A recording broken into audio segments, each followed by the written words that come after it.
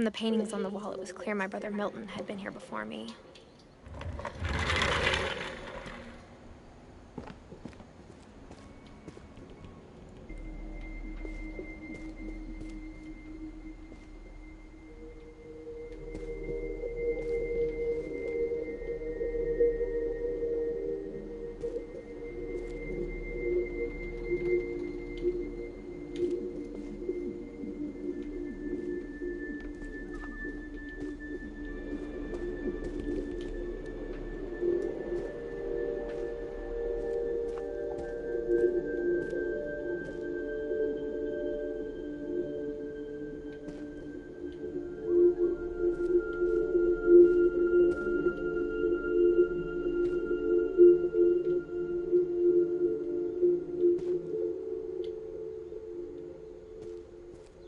I knew Grandpa Sam had a twin,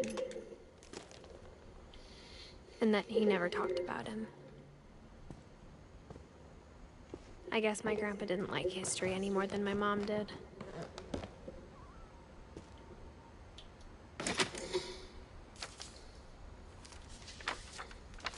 How I Want to Remember My Brother by Sam Finch. The thing I remember is that when he made up his mind, that was it.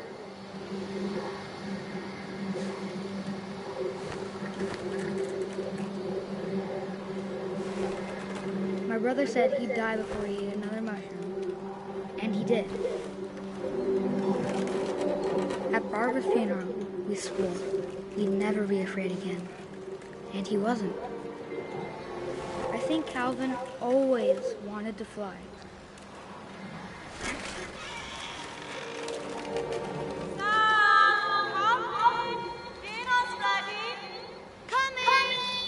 But that day, he finally made up his mind to do it.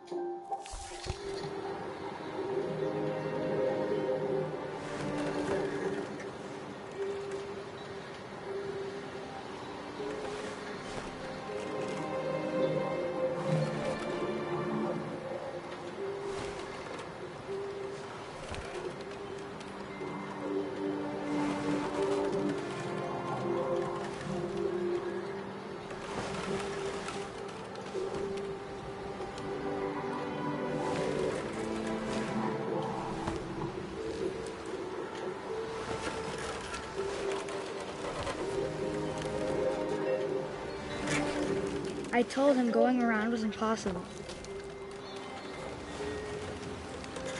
Maybe if I hadn't said that.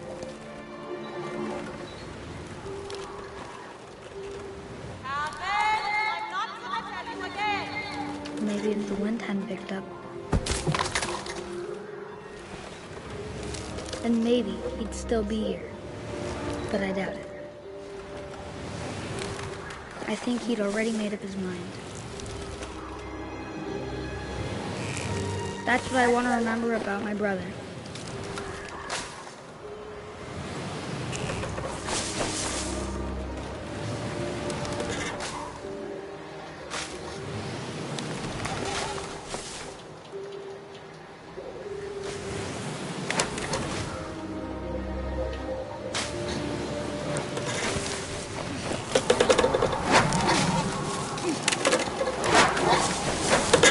The day he made up his mind to fly. And he did.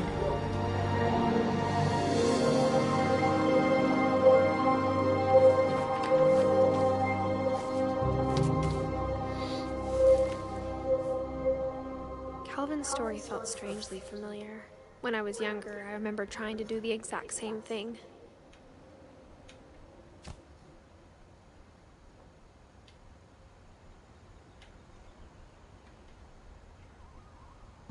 After the funeral, Edie roped off Calvin's half of the room.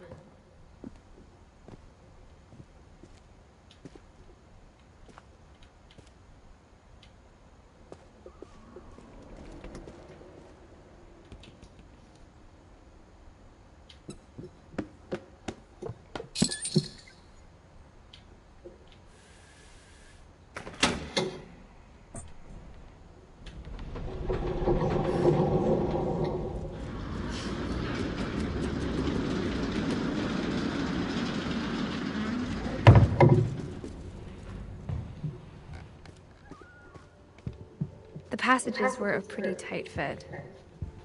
They'd obviously been built for smaller hands and bellies.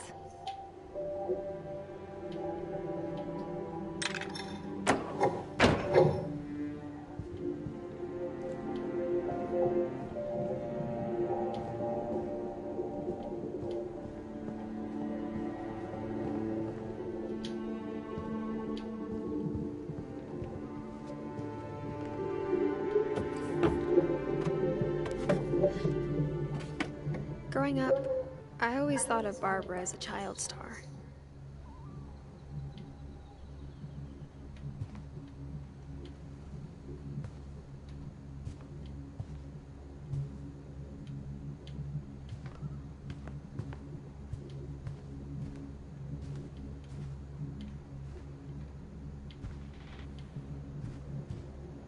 I never thought about how hard it must have been for her afterwards.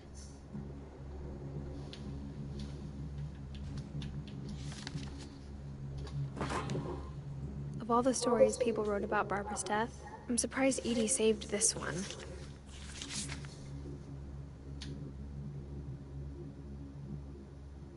Old Jack here with another ghastly tale inspired by America's most unfortunate family. I'm calling it The Surprise Ending of Barbara Finch. As a child star, Barbara was famous for her scream. Now at 16, she was all washed up, a has-been. But in a lucky break, she'd been asked to perform her signature scream at a local convention for monster movie fans. It was just the boost her career needed. Unfortunately, her scream hadn't aged well. Getting better. I think you just need the right motivation. Her biggest fan and current boyfriend, Rick, was about to demonstrate when... Now that was a great scream. It was Barbara's father, Sven. He'd slipped into a table saw and had to be rushed to the emergency room. So Barbara got stuck babysitting her youngest brother, Walter. Her convention comeback was cancelled. Okay, I'm hearing frustration, but I'm not hearing terror. What if I tried... A gang of hoodlums in Halloween masks have been terrorizing Orcas Island tonight. Police are urging residents to... That came from the basement. You're right! Also, I loved your delivery on that. Why is your basement door locked? Because my dad likes making puzzles and secret passages. There's a key hidden in the music box. The secret is to keep winding and winding until finally the key pops out. Thanks, babe. I'll be back in a sec. 20 minutes later, Rick hadn't returned. So Barbara went to look for him, right on cue. She reached for the music box.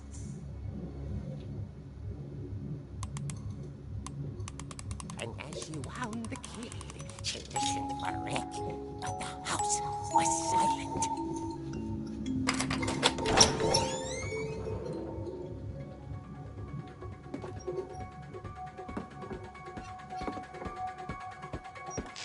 She found Rick's crutch and imagined the worst.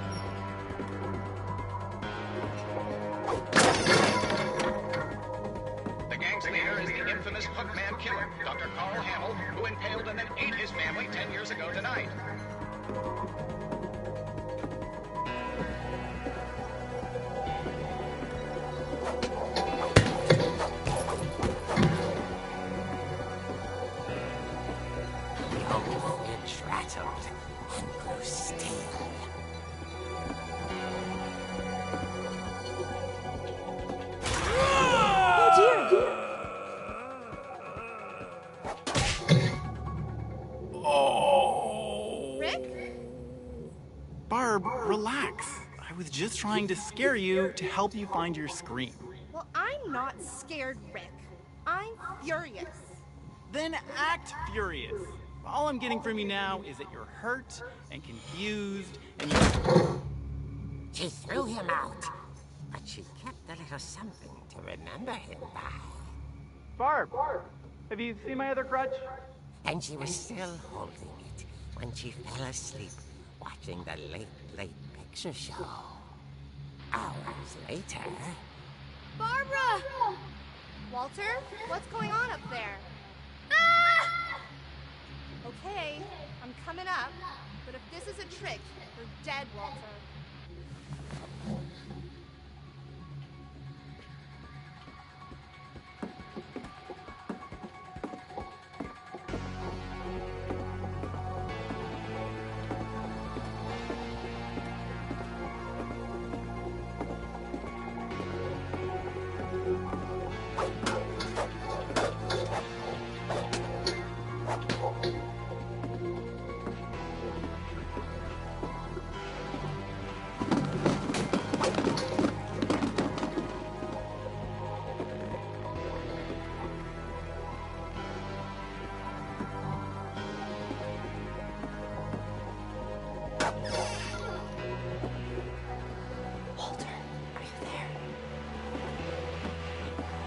Walter vanished, but his bedside radio was still on. Orcas Island police describe the man as 6 feet tall, with a steel hook for a hand. Residents are urged to lock all doors and windows and notify the police of any suspicious activity. Barbara turned, saw the hookman, and was speechless. He was quite smashing. And whoever he was, he couldn't get enough of Barbara. Okay, Barbara, there's gotta be another way out of here.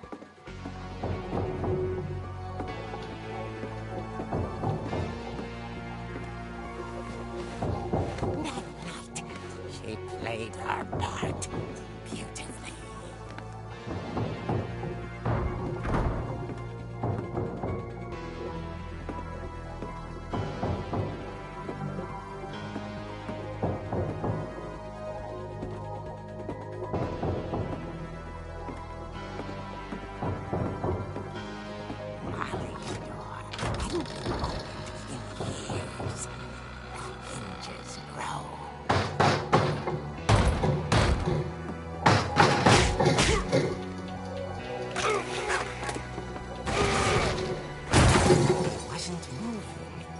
She sensed the story might not be over yet.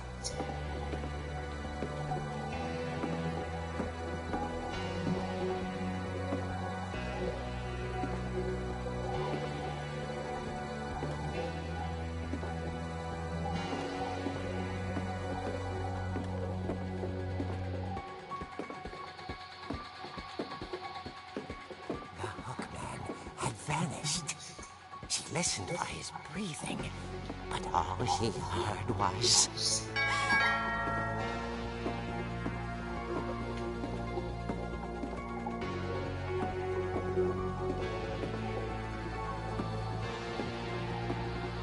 Someone at the door was dying to speak to young Barbara.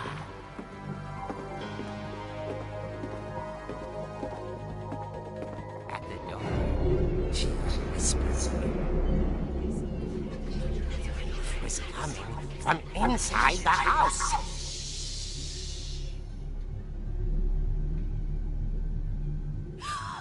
Oh dear.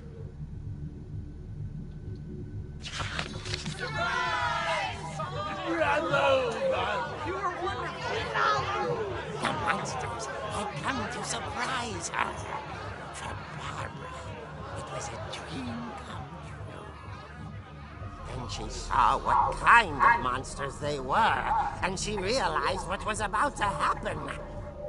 She was going to be famous.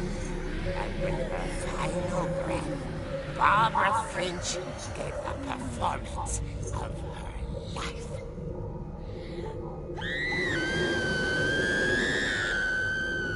I wasn't there myself, but I hear Barbara was magnificent. Poor girl. She had a taste for stardom. But unfortunately, so did her fans. Of course, the police blamed it all on poor Rick, who disappeared the same night. And little Walter? Hiding under his bed the whole time. He took it all pretty hard. But that's another story. As for Barbara, tucked inside the music box is all they ever found of her. Her ear. Now that's what I call a real eerie tale.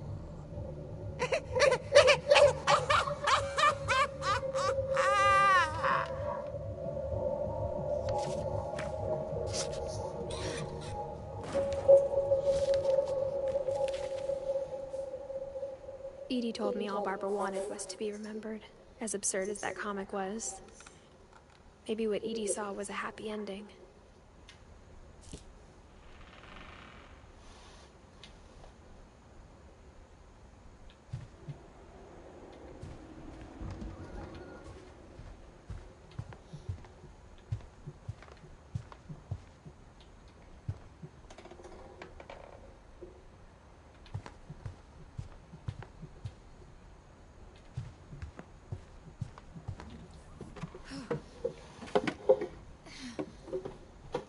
I guess now I know why Mom didn't like me playing with the music box.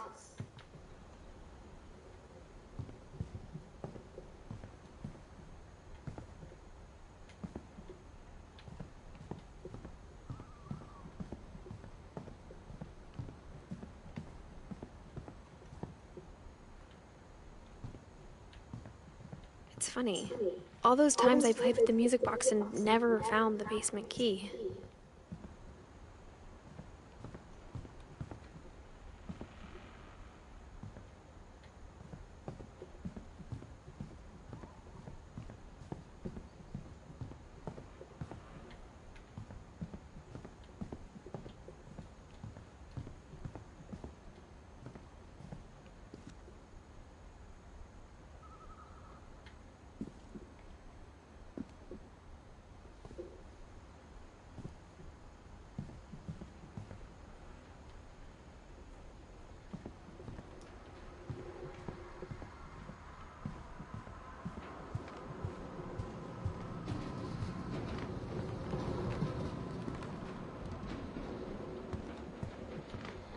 I wonder if that comic was right about there being a key inside the music box near the basement.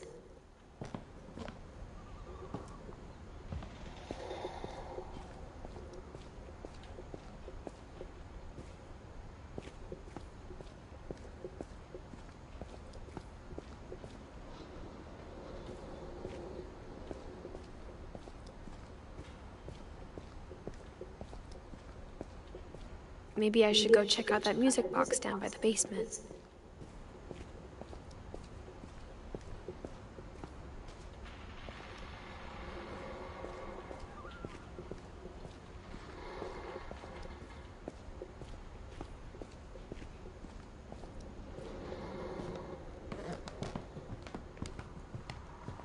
If I keep winding the music box, maybe a key will pop out like it did in the comic book.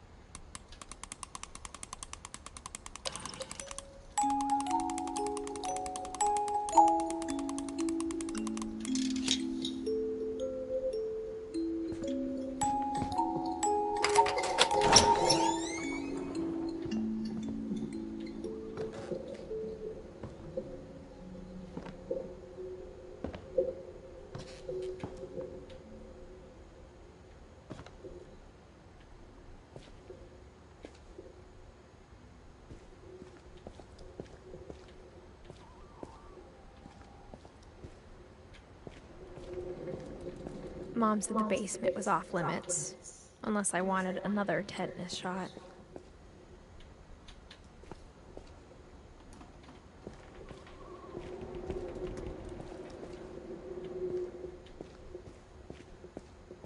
I saw Edie sneak down to the basement once, carrying packages.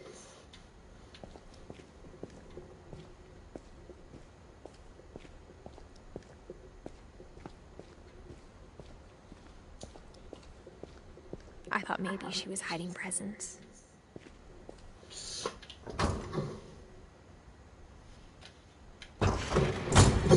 It turned out she was hiding a lot more than that.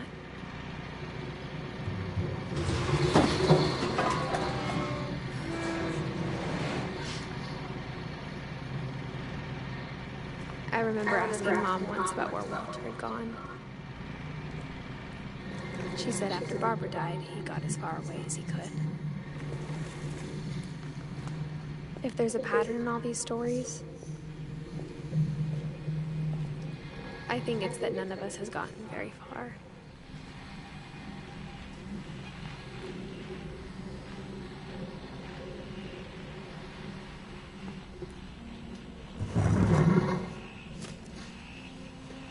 Goodbye. I can't believe I've been down here for 30 years. On that first day, shooting started. I didn't think I'd survive a week.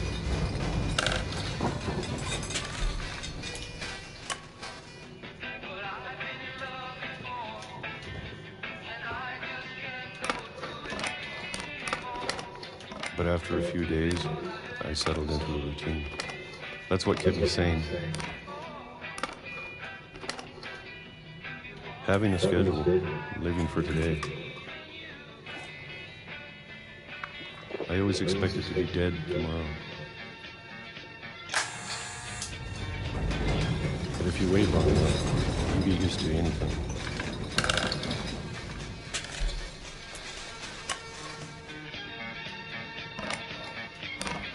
Even a monster on the other side of the door starts to feel normal. Almost friendly.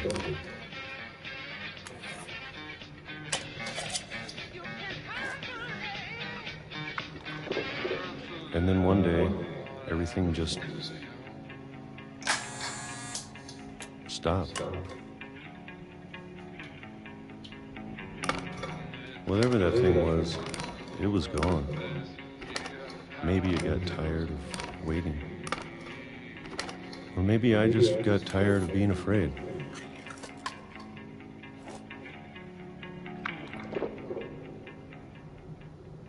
It's been a week now, the longest in 30 years. I'm done waiting. I have to leave. Well, I still can.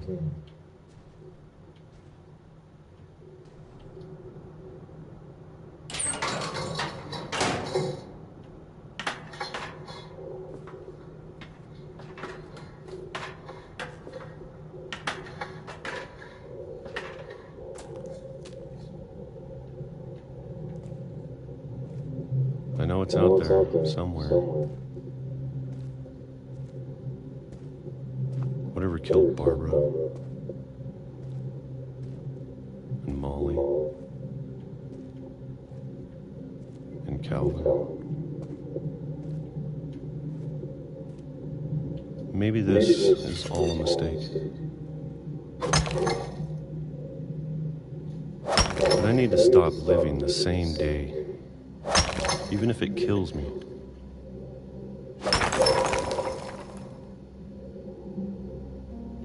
Whatever's out there, I want you to know I'm ready for it. I'm going to appreciate all of it, especially the food. I don't mind if I only have a year left. Or a month. Or a single week. I'd be happy with one more day. I can already imagine the sun on my face.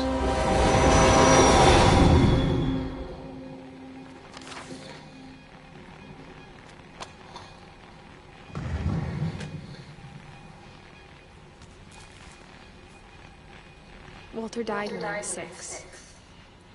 I can't believe my mom never told me he was down here.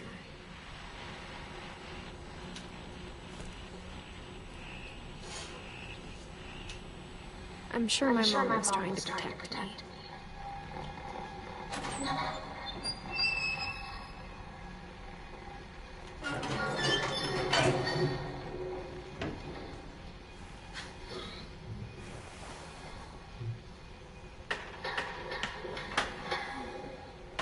Maybe she was afraid I'd end up like Walter. But if she never told me about an uncle under the house, I can only imagine what else she was hiding. I don't want to make the same mistakes she made.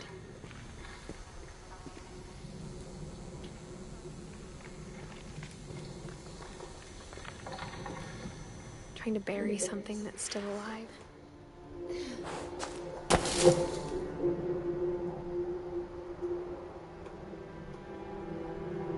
Now that there's only one of us left, or maybe 2,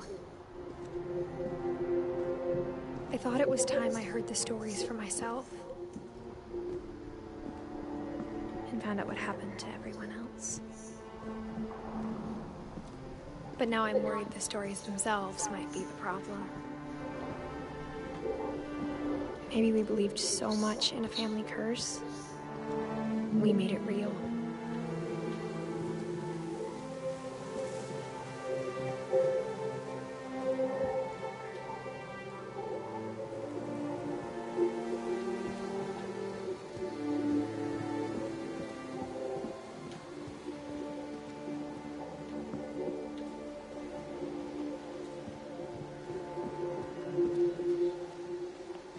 I don't know if I should even be writing this.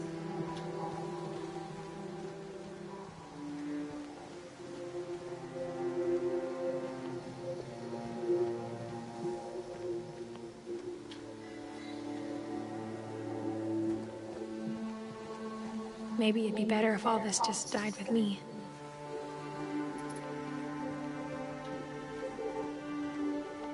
But I thought you should know about your family.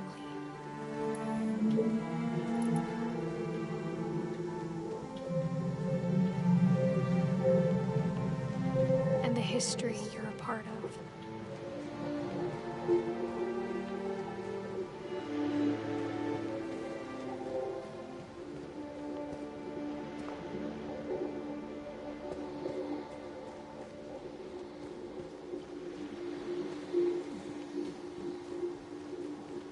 Though to be honest, I feel as lost as you probably do right now.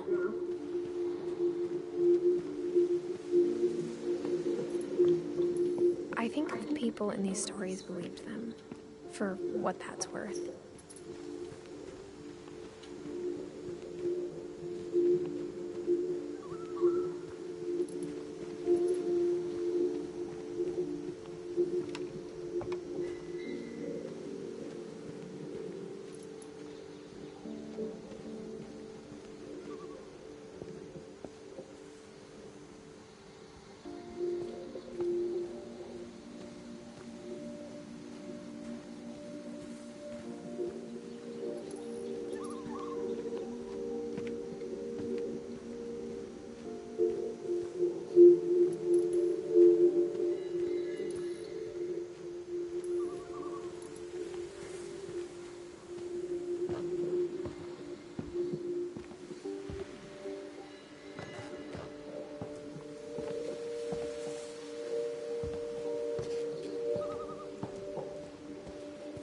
And when you look at the house, that history of imagination and stubbornness and madness, any of it seems possible.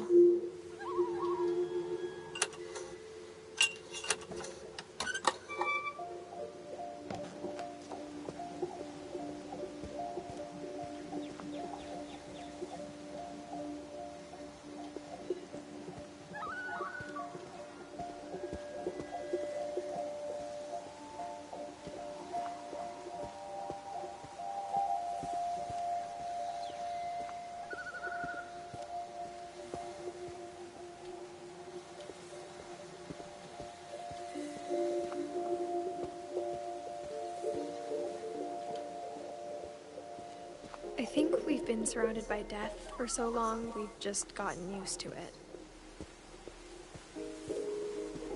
What kind of family finishes building a cemetery before starting the house?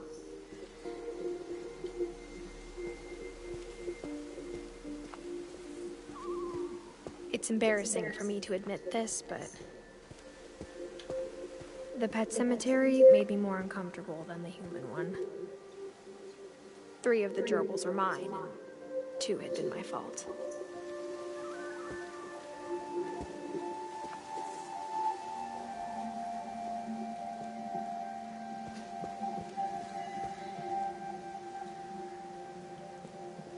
Sven built the house, but it was Edie who designed the cemetery.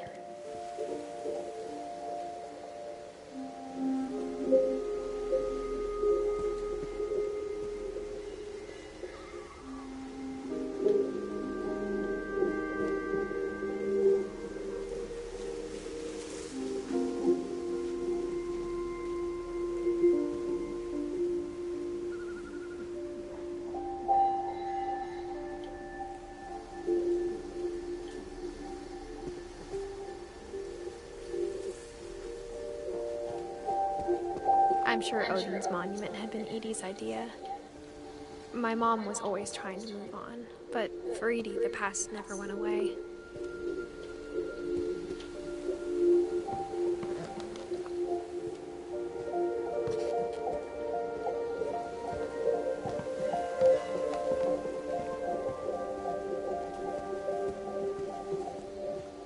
She could see it poking out of the water at low tide.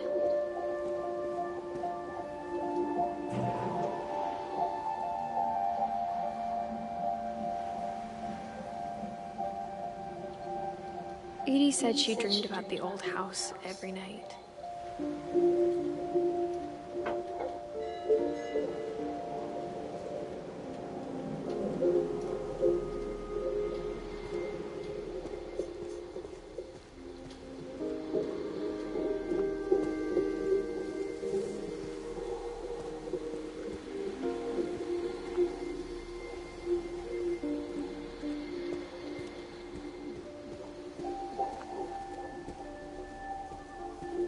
Edie's side was always easier for me to understand.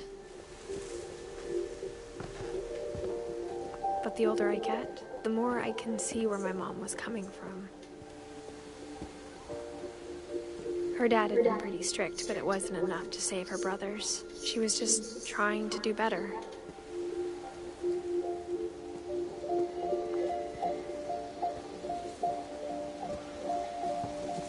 She lost 2 of her brothers, just like I did. I get why she tried so hard to protect us. We never found Milton's body, so my mom insisted we were putting up a monument, not a tombstone.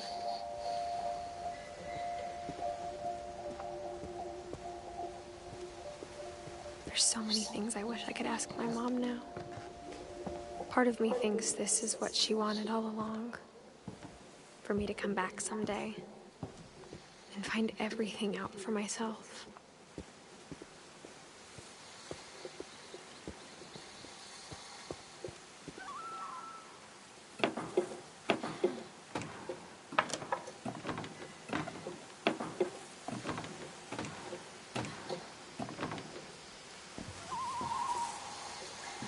But looking back on it now,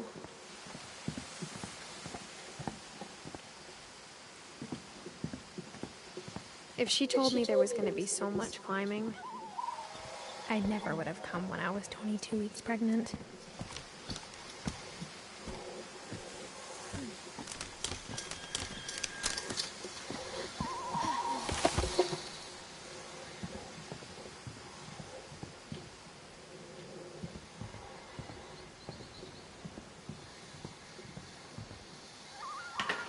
I never met Grandpa Sam, but I think he and my mom had a lot in common.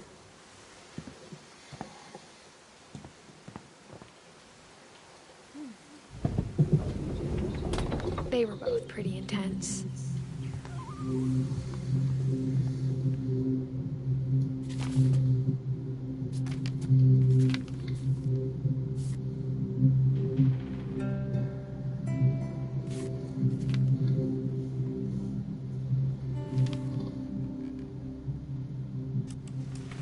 Dawn, I promise, you'll never forget this weekend. Yes, sir. These memories are gonna last a lifetime. What? Am I gonna have to... Perfect. It's gonna rain the whole weekend, isn't it?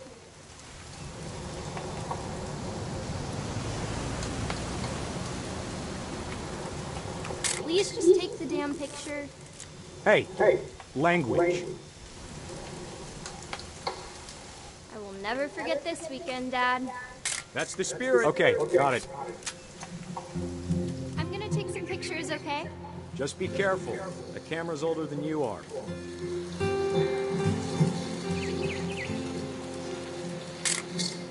Aw.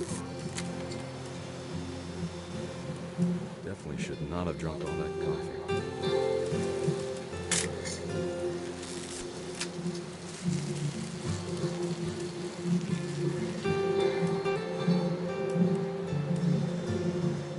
Nothing quite like being outside. Hey! That's a keeper. I'm just saying, I'm not always gonna be here, Don. You'll need to remember this stuff if you want to survive. I'll be fine, Dad. You know who else thought he was gonna be fine? Some guy who died. Don, I'm being serious. I know, Dad. You're always serious. Doesn't being out here make you want to chill out? To tell you the truth, I haven't been out here in 20 years. Don, don't you think you could find something more interesting to photograph? You don't need to waste any more film on me, kiddo.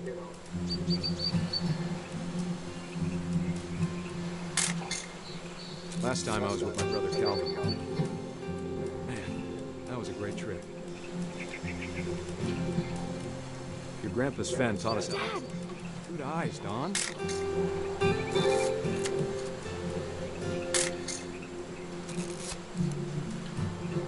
Before you take the shot, let me get a picture of you.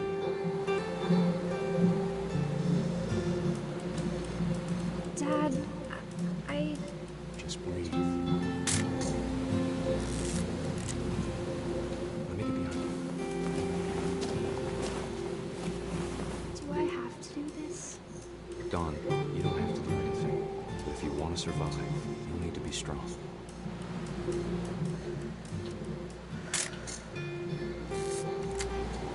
Now keep yourself squared up. Elbows down. Great shot, Don!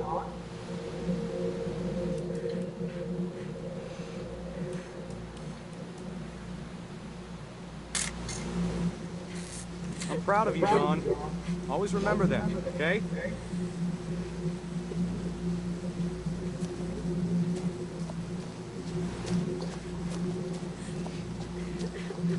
Sorry, Don. Just gotta reset the timer.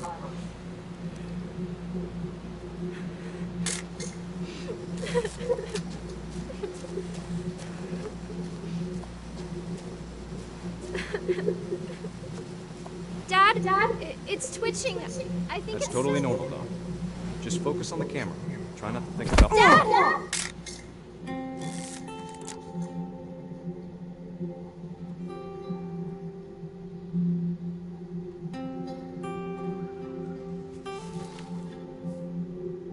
Of all these stories, that's the one I wish most that my mom had told me.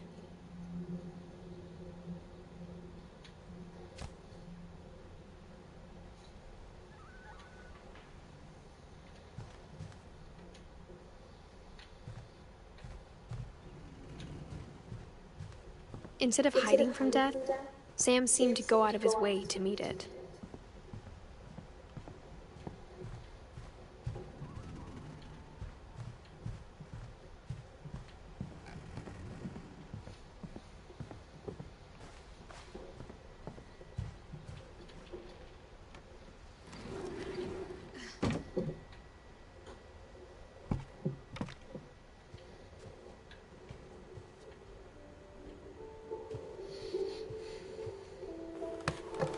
After Sam died, my mom and Edie got really close. They'd both lost a lot.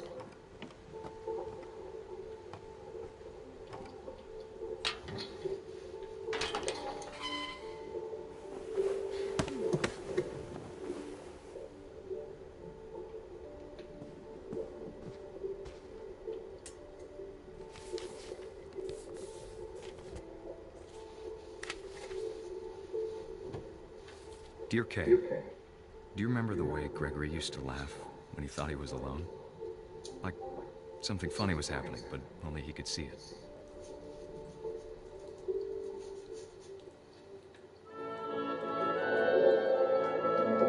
I think he saw things the rest of us don't.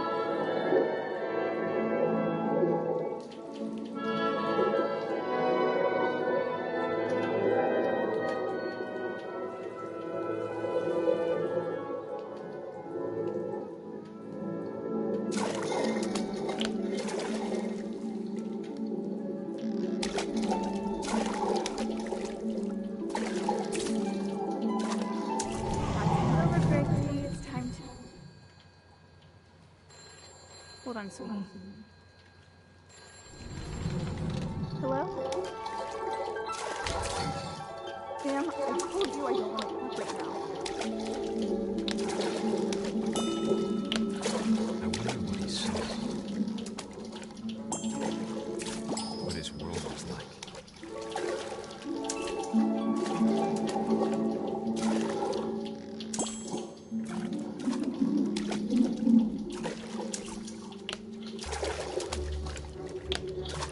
He reminded me so much of Calvin. Lost in his imagination. Whatever it was he saw, it sure made him happy.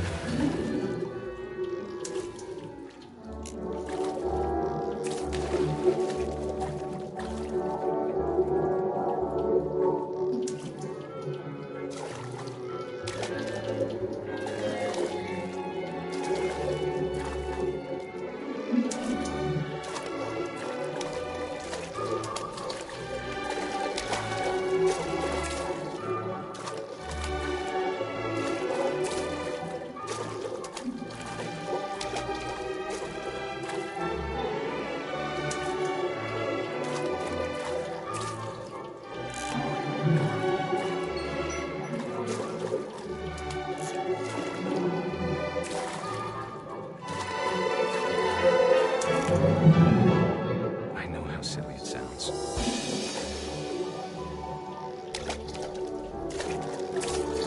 But I worried about a baby being too happy. But I could feel him slipping away. Sorry about that, Gregory. I know you did everything you could. Maybe if I hadn't called that night. Damn it. Hold on, I don't want Gregory to hear this.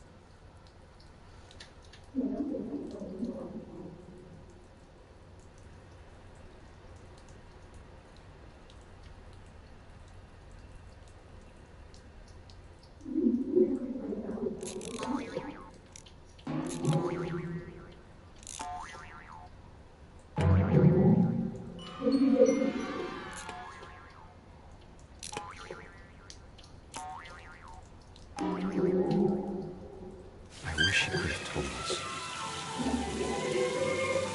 about the world he saw.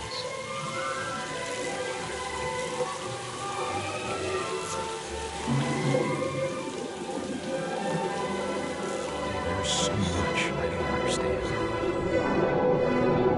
about Gregory, about everything.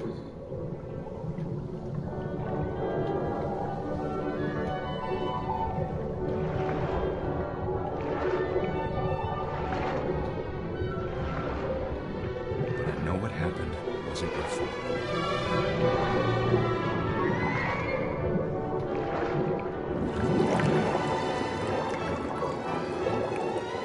I'm sure he's happy. And he'd want you to be happy too. Good luck, Kay. Love, Sam.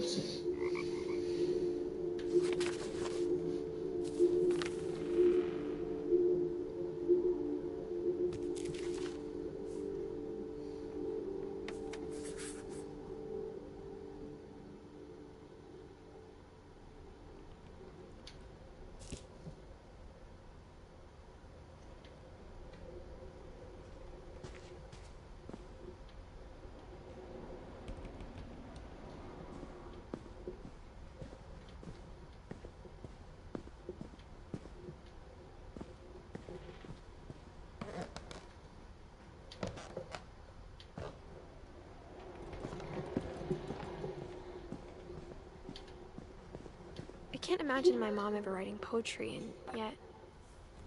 A poem for Gus, who always said the wedding was a bad idea. Our father never hit us kids, at least not very hard, before the day my brother said with teenage disregard that he'd be dead before he'd see a wedding in our yard.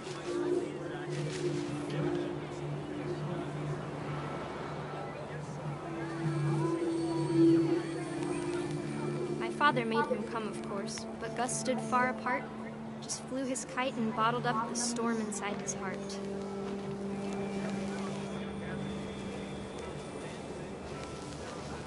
I tried to talk him out of it, but though he'd never met her, we don't need a stepmom, were the words that I now pronounce you husband and wife.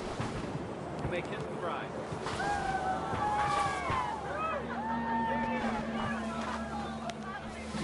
When the time for photos came, Dad ordered him to come here. But Gus declined, and as a sign held up his middle finger.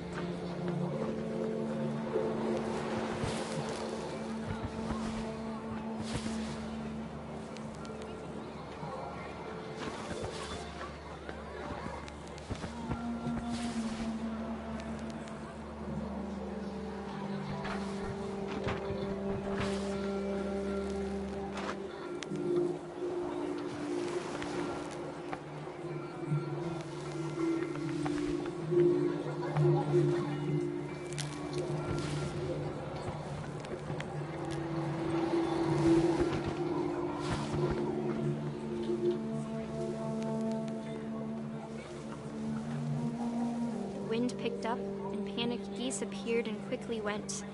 But all the humans did that day was go inside the tent.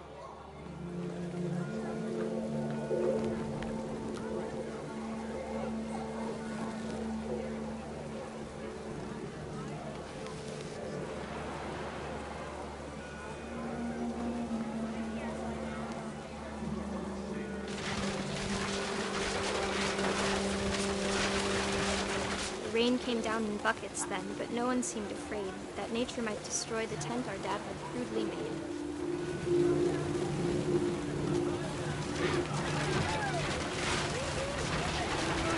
Thunder sounded much too close and full of angry power. But all my father said to this was, "Make the music louder."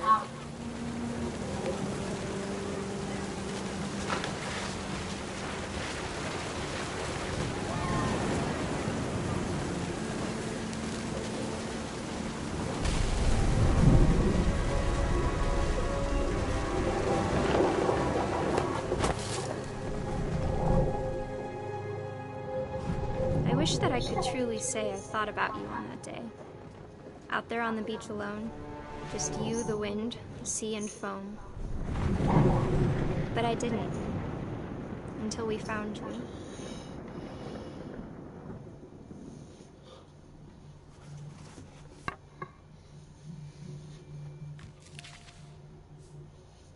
She never talked about him, but Mom told me once if I was a boy, they were going to name me Gus.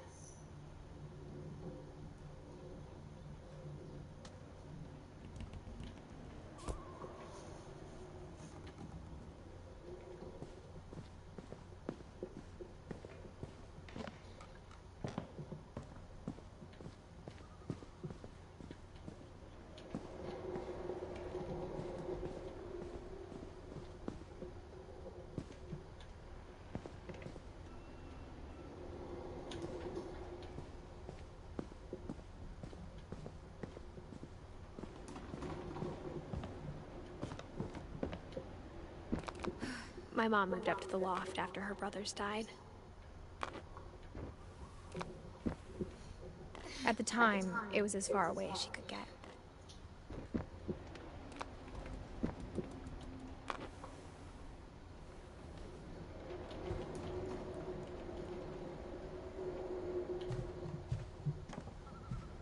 She spent a summer building houses in Calcutta, where she met my dad, Sanjay.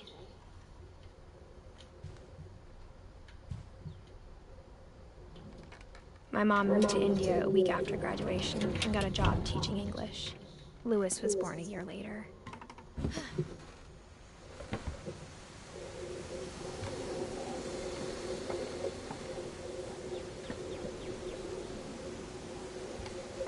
When my dad died, I don't think Mom knew where else to go. I'm sure Edie was happy to have her back.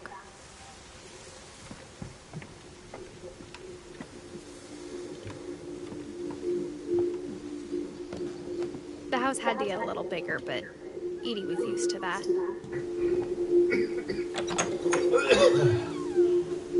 And for a while, things were good. Almost normal.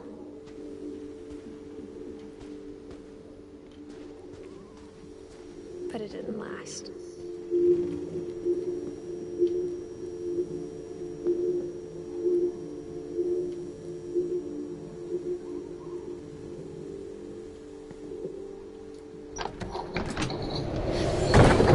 The beginning of the end was Milton's 10th birthday, when Edie gave him a castle.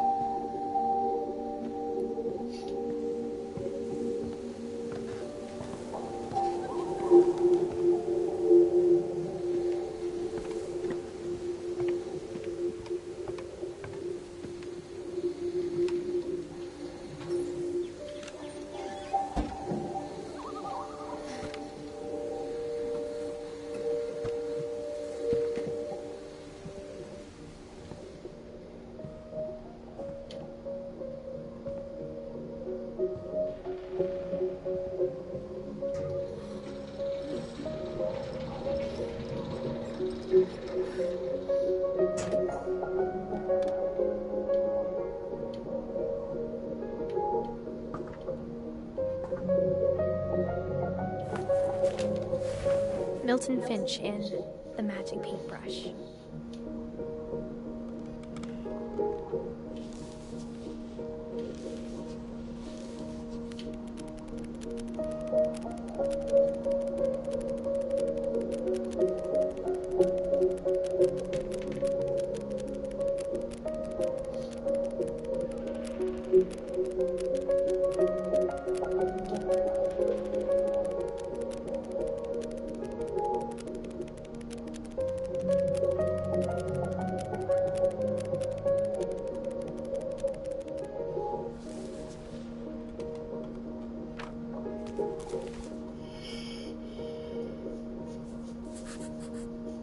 I was 4 when Milton disappeared.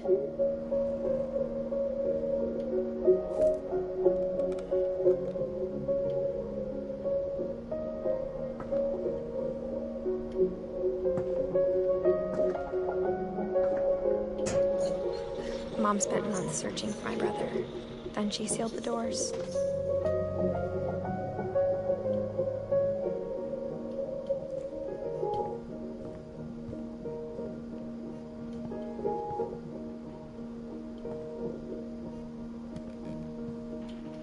Whatever Milton had found in the house, Mom didn't want it getting out.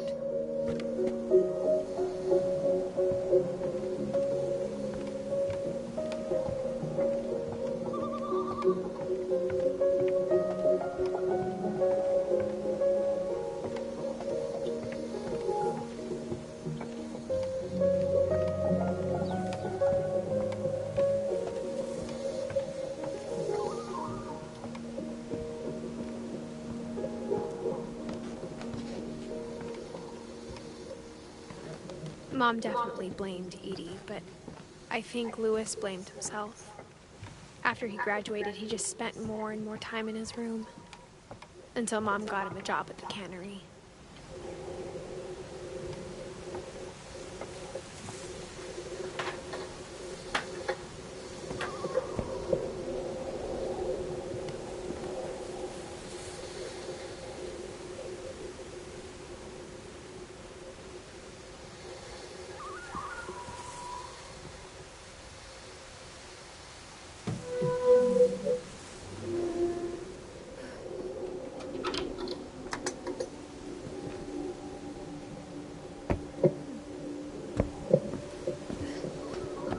Lewis's room smelled very, very familiar. That part of him lived on. He was so proud of being Indian. I think for him, it was a way to be something other than just a Finch.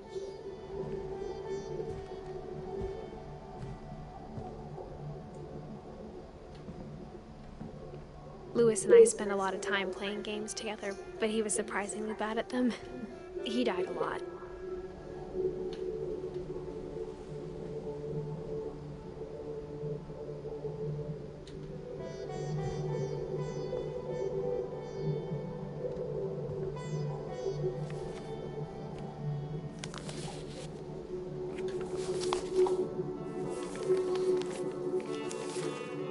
Dear Mrs. Finch, as Lewis's psychiatrist, I can understand your desire for an explanation. As I see it, the trouble began in January, shortly after we convinced your son to seek treatment for substance abuse. Newly sober, I believe Lewis first noticed the monotony of his daily life.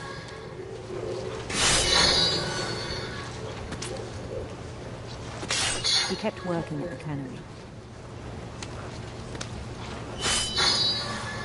But he withdrew part of himself.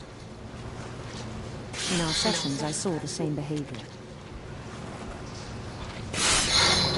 His mind began to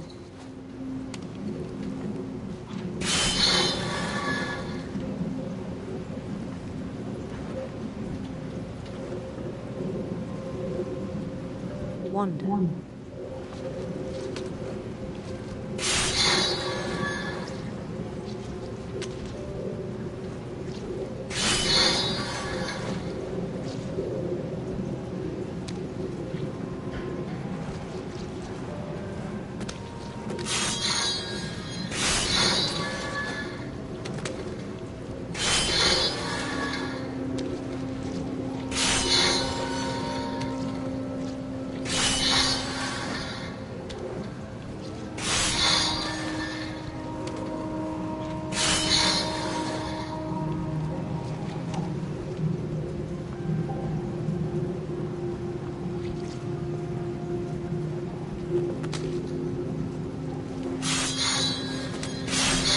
I asked him to describe it. He said he started small. Imagining a labyrinth.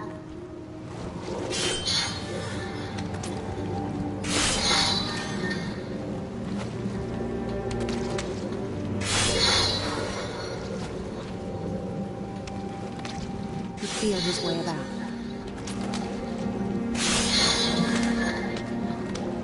Then something moved. Bats. And toads.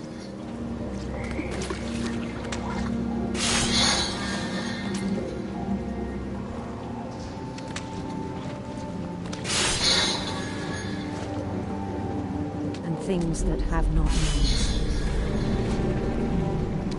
He knew it was all in his head.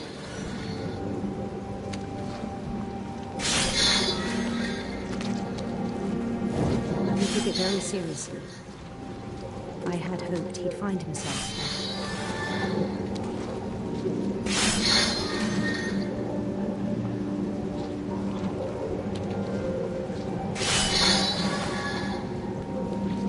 But he found something more.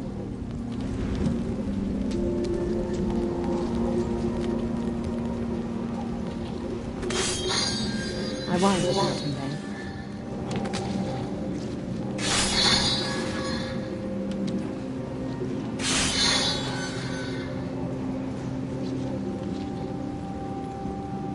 Daydreaming at the cannery. I spoke with his boss. But he said Lewis had become a model employee.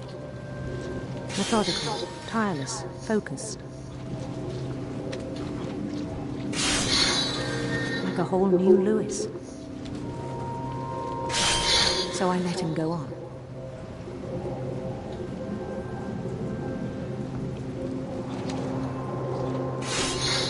I even encouraged him. It seemed very promising at first. He told me he'd made a new friend.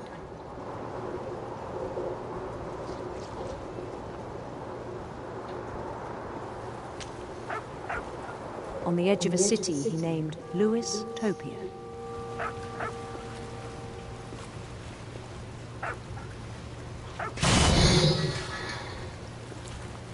He built the city up slowly, brick by brick. Then he made musicians.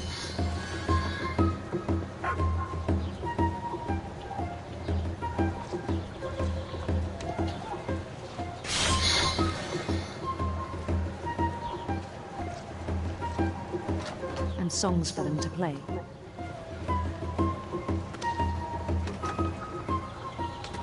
He talked about starting a band.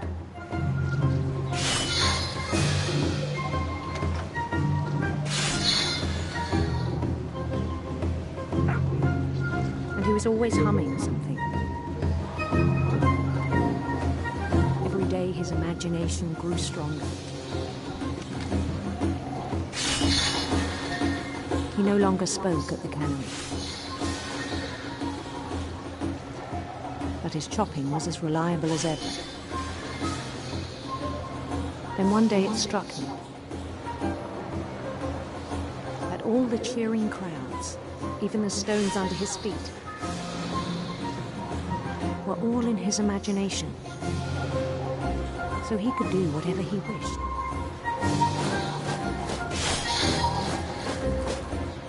He held an election for mayor. And he won.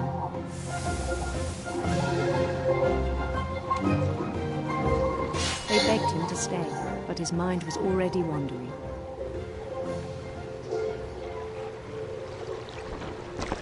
It became a game for him.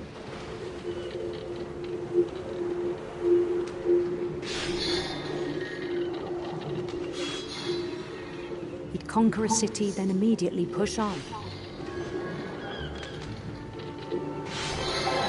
New Louisville.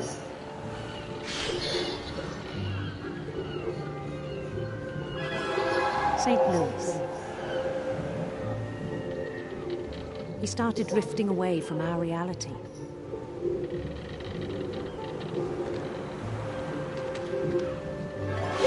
Minneapolis. Until one day he forgot to go home from the cannery. Even as his mother pleaded with him, part of Louis kept sailing on.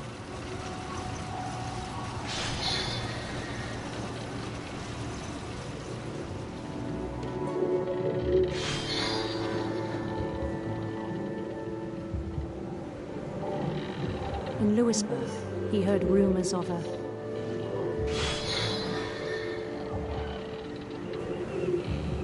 handsome queen.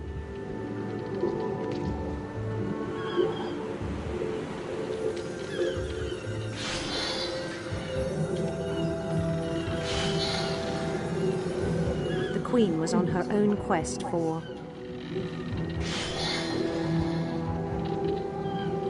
sinister serpents.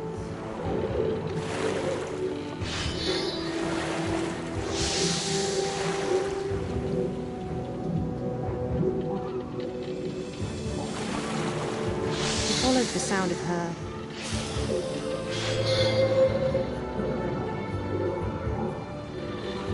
silver harp.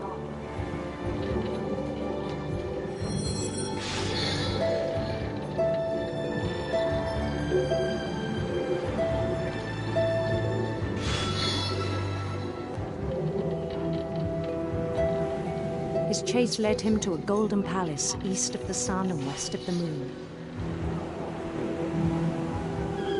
Even then, his logic remained sound.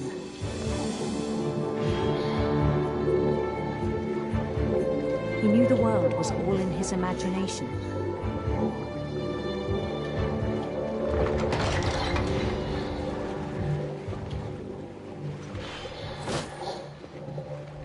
But he was so proud of having created it. In his own eyes, he'd become something greater than a king.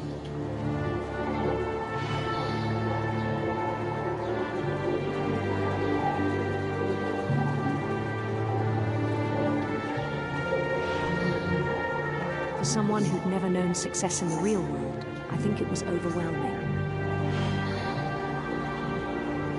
And then it struck me that the real Lewis was not the one chopping salmon, but the one climbing the steps of a golden palace.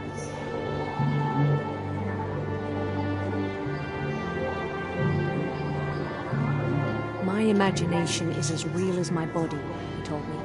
It was hard to argue with him.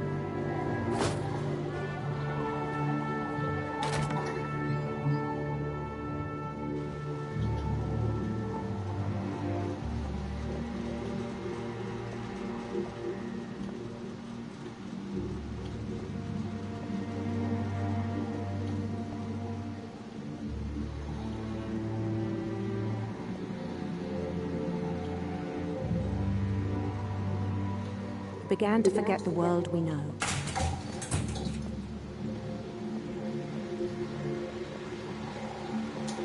I think it pained him to remember Lewis, the cannery worker.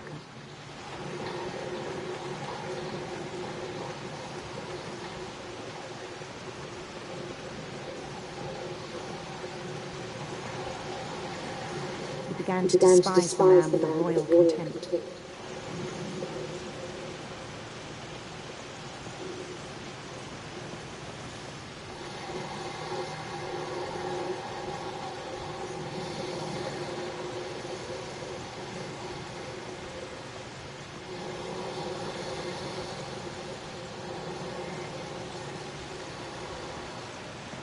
I still thought I could save him.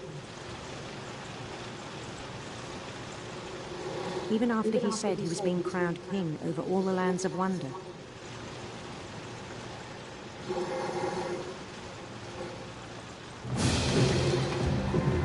The palace would be packed with his companions.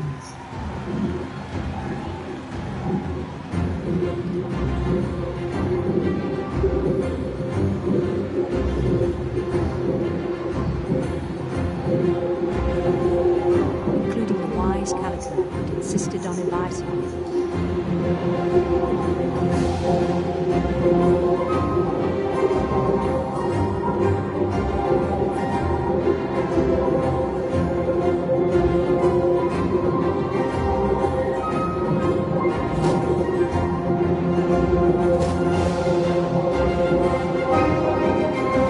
His queen waited, holding his crown.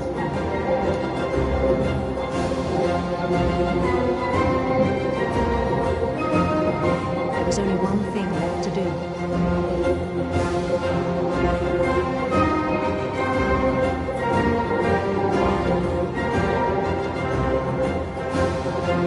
Bend down his head.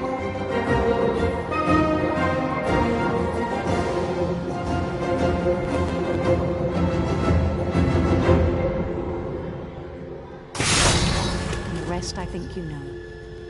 Mrs. Finch, your son was a kind man who will be missed by all of us who knew him.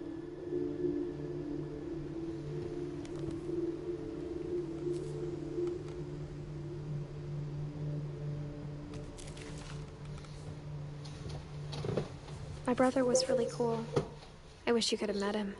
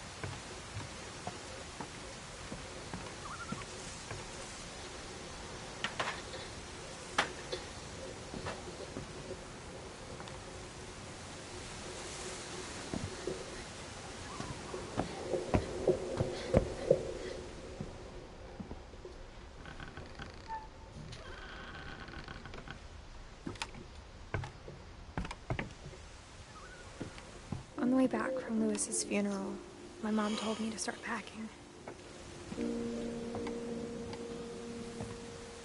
She waited until the day before we left to tell Edie. I'm not sure if she wanted to make it easier or harder.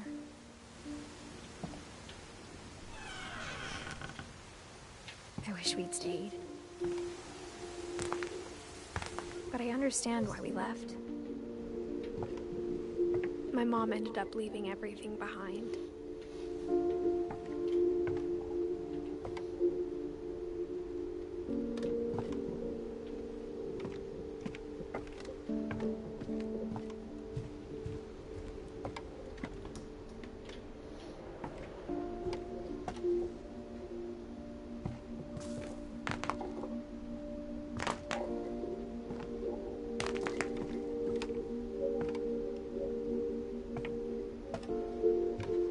What happened that night had been coming for a long time.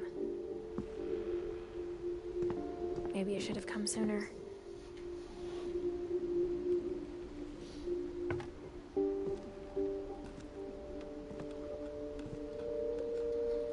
But it had to end one way or another. All that's left now is to tell you about that last night.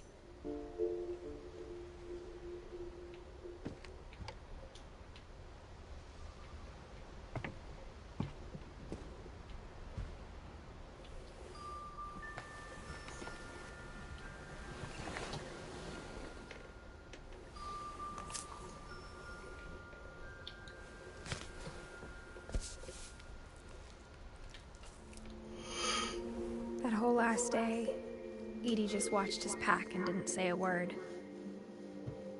Until supper, when she raised her glass and said, "To our final night together, and all our final nights apart." Grandma, you know what I said about alcohol. Some of your medications are very Edith, specific. I left a present for you in the hallway. Why don't you go open it? The grown-ups have to argue now. I'm sorry, you're right. We're all leaving tomorrow. Let's just enjoy our last... I'm not leaving. Edith, you're excused.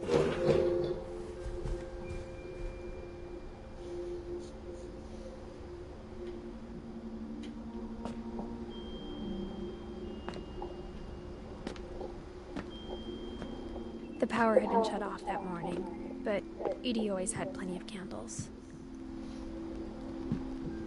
When my mom said the library, I don't think she knew about the other entrance. Or that Edie had a key to it.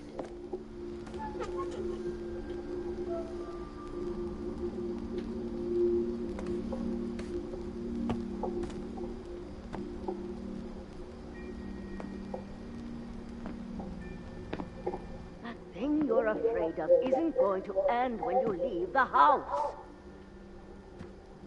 Edith has a right to know these stories. My children are dead because of your stories. I think it's best if Edith and I leave tonight. We'll have the nursing home send a van for you in the morning, okay?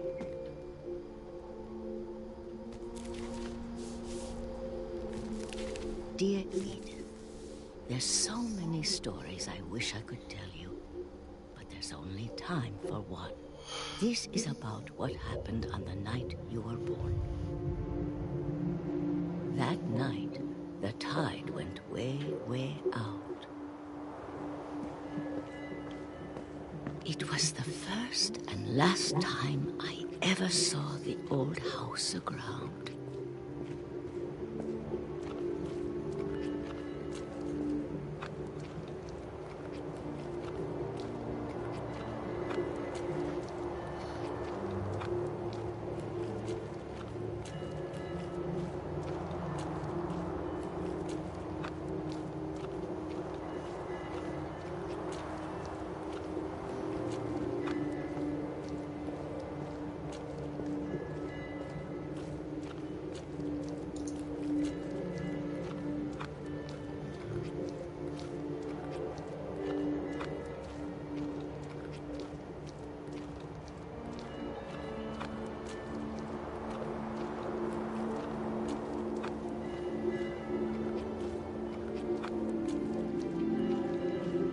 God, it smelled awful.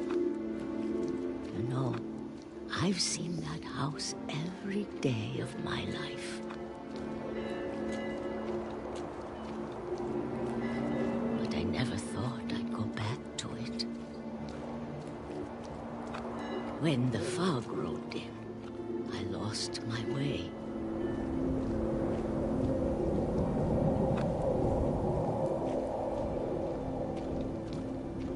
I got turned around.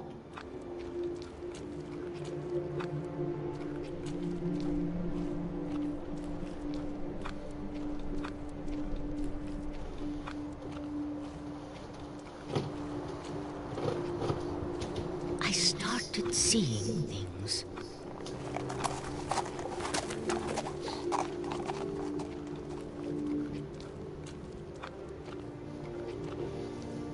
Things I'd forgotten had ever existed.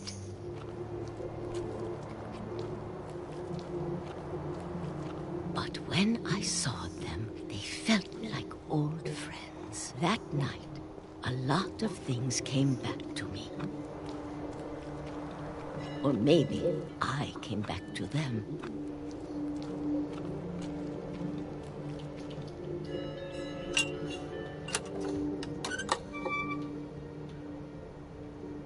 Things I can't explain, but that I need you to try and... Edith, what are you doing in here?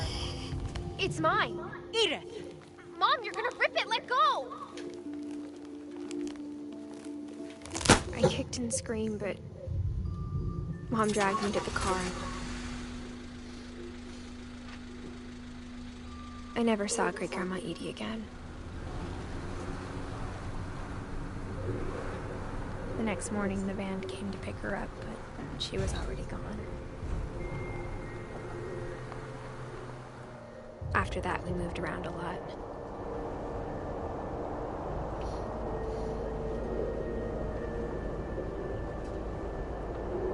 We both tried to make the best of it.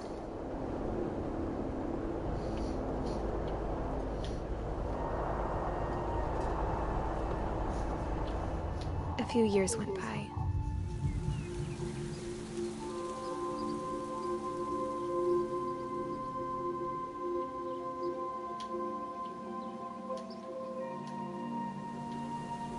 My mom didn't like to talk about it. But she started getting sick a lot. The rest happened pretty quickly. She got better for a while, and then she didn't.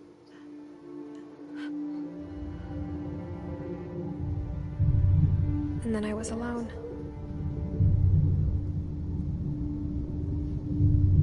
The last Finch left alive.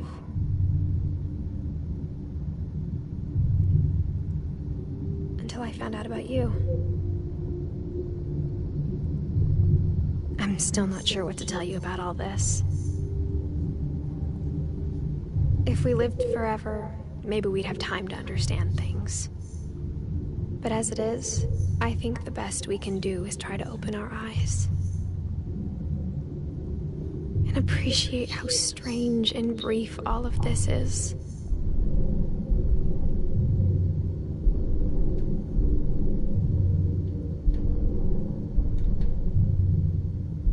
This journal was supposed to be for you. But now I hope you'll never see it. I just want to meet you. And tell you all these stories myself. But I guess if you're reading this now, things didn't work out that way.